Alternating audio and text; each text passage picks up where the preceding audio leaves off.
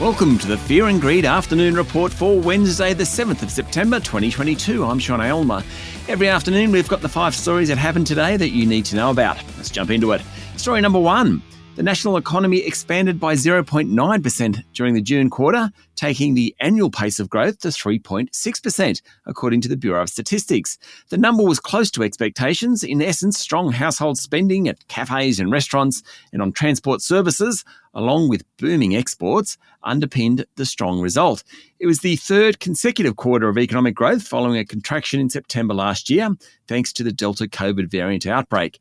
Treasurer Jim Chalmers says the GDP figures show an economy rebounding from COVID-19 pandemic disruptions, but held back by capacity constraints, declining real wages and skills shortages.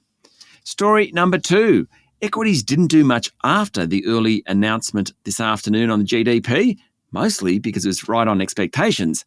But prior to that, in morning trading, the market fell hard. The S&P ASX 200 closed down 1.4% today to 6,729 points. That's the lowest since July. There was red ink everywhere. Woodside Energy, Macquarie Group and National Australia Bank all closed down more than 3%. BHP, Westpac and Commonwealth Bank, along with Fortescue and South32, all dropped more than 2%. Underlying the negative sentiment are fears of a global economic slowdown. That was highlighted by the performance of some of the more defensive companies like Telstra, Coles, and some of the healthcare and tech stocks, all of which outperformed.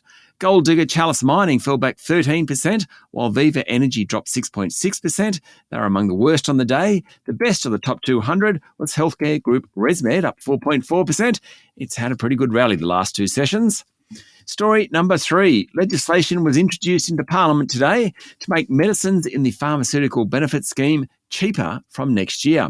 The government claims 3.6 million people will benefit from January 1.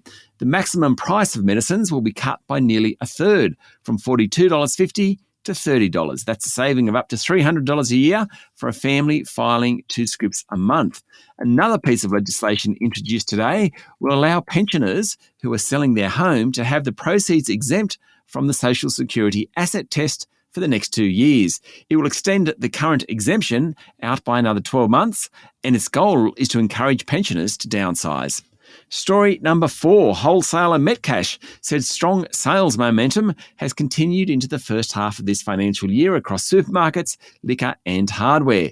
Metcash services the majority of IGAs around the country, and Chief Executive Doug Jones said consumers continue to prefer shopping in their local neighbourhoods. Speaking at the group's AGM, Mr Jones said retailers continue to face an inflationary environment, but the COVID-19 related costs had started to normalise.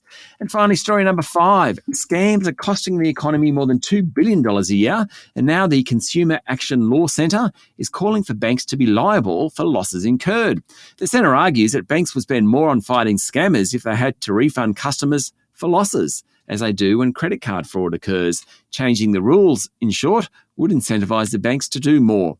The different scams include transaction, investment and romance fraud, and one that often targets older Australians is computer fraud, whereby people are tricked into authorising transfers. It's a very grey area. While the Australian Competition and Consumer Commission has found that scams cost $2 billion a year, terms and conditions of agreements between customers and banks often say compensation is invalid when credentials and passwords are shared, and that could be the problem.